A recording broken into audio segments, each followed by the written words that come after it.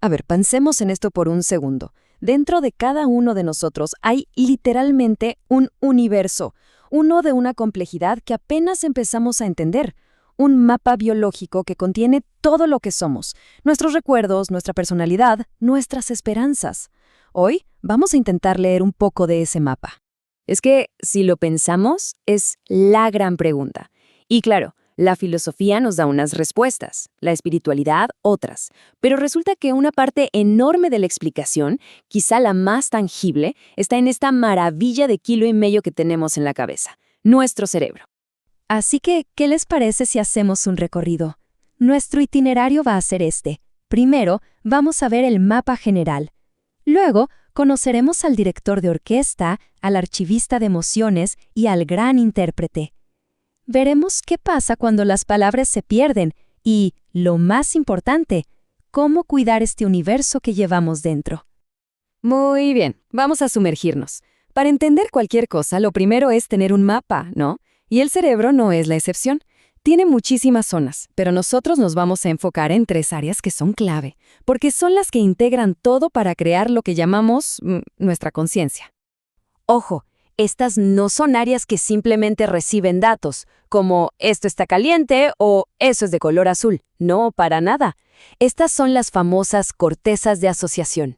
Pensemos en ellas como si fueran las grandes salas de juntas del cerebro. Aquí llega información de todos lados y se combina para darle un significado mucho más profundo.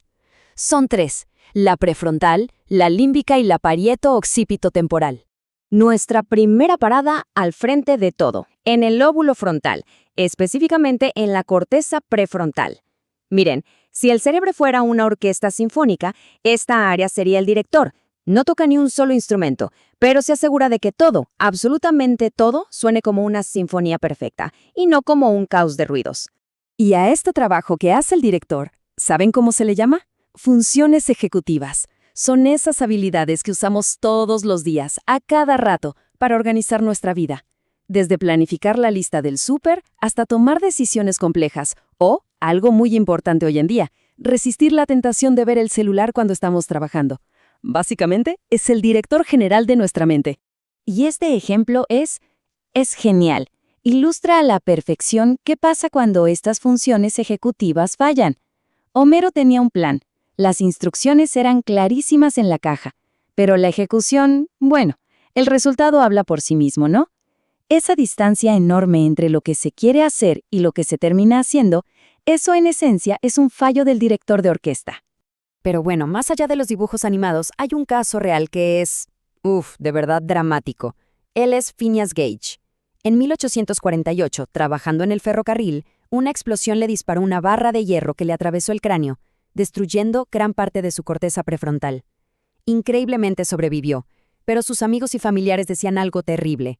Gage ya no es Gage. Pasó de ser un tipo responsable y amable a ser impulsivo, grosero, incapaz de seguir un plan. Es un ejemplo trágico, pero nos enseña el papel tan crucial que juega esta área en lo que llamamos personalidad. Ok, dejamos al director de orquesta y ahora nos vamos al archivo central, al lugar que guarda nuestra historia personal. Esta es el área de asociación límbica, que está sobre todo en el lóbulo temporal. Es la archivista del cerebro, la responsable de nuestras emociones y, más importante todavía, de crear nuevos recuerdos. Y para entender esto, no hay caso más conocido y más triste que el del paciente HM. Para tratar una epilepsia muy severa, los médicos le quitaron partes de sus lóbulos temporales. ¿El resultado? La epilepsia mejoró, pero HM quedó atrapado para siempre en el presente. Era incapaz de formar un solo recuerdo nuevo. Imaginen despertarse cada día sin recordar nada del día anterior, conociendo a las mismas personas una y otra vez como si fuera la primera vez. Es una ventana desgarradora a la importancia de esta pequeña parte del cerebro. Y aquí viene algo que de verdad es fascinante. No es lo mismo si el daño ocurre de un lado que del otro. Fíjense en esto. Si se daña el lado izquierdo, una persona podría tener problemas para recordar una conversación. Pero si el daño es en el lado derecho, puede pasar algo llamado prosopagnosia, la incapacidad de reconocer caras. Imagínense no reconocer a su propia familia o ni siquiera su propio rostro en el espejo. Muy bien, ya conocimos al director y al archivista. ¿Quién nos falta? Pues el gran intérprete, el área de asociación parieto-occipito-temporal, o para abreviar, POT. Es aquí donde todas las señales sensoriales en bruto se convierten en una película coherente del mundo que nos rodea. Pensemos en esta área como el gran centro de control de una misión espacial. Recibe los datos visuales desde la parte de atrás del cerebro, los datos auditivos del costado, los táctiles desde arriba y los junta todos en una sola pantalla. Nos dice dónde estamos, qué hay a nuestro alrededor, cómo se relacionan las cosas. Es básicamente el GPS y el sistema de realidad virtual de nuestro cerebro, todo en uno. Pero ¿qué pasa si este intérprete se daña de un lado? Miren esto porque es impresionante. A estos pacientes con algo llamado síndrome de negligencia se les pide que copien un dibujo. Y como pueden ver, solo dibujan la mitad derecha.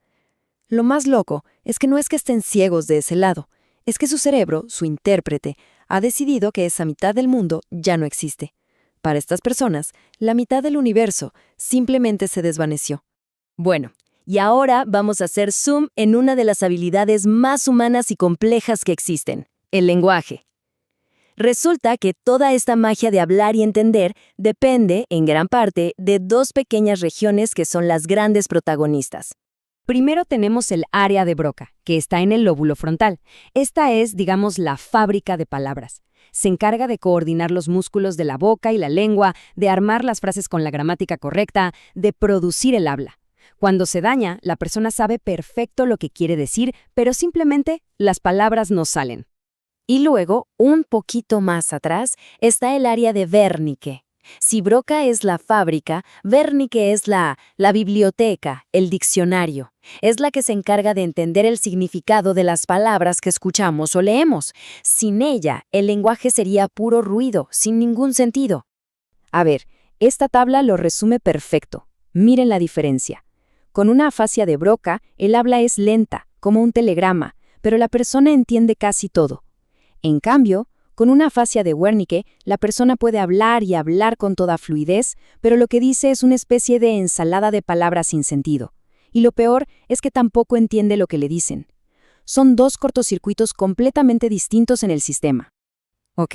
Hemos visto qué tan específicas, qué tan delicadas son todas estas áreas. Y esto nos lleva a una pregunta clave.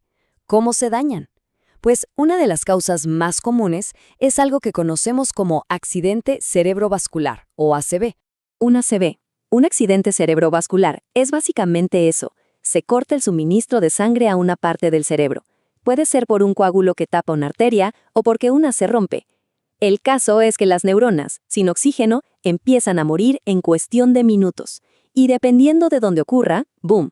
El daño puede golpear justo en el área de Broca, en la de Wernicke, en cualquiera de las que acabamos de ver. Y aquí viene el punto más importante de todas, quizás. Hay cosas que no podemos controlar, claro, como la edad o la genética, pero hay otras que sí.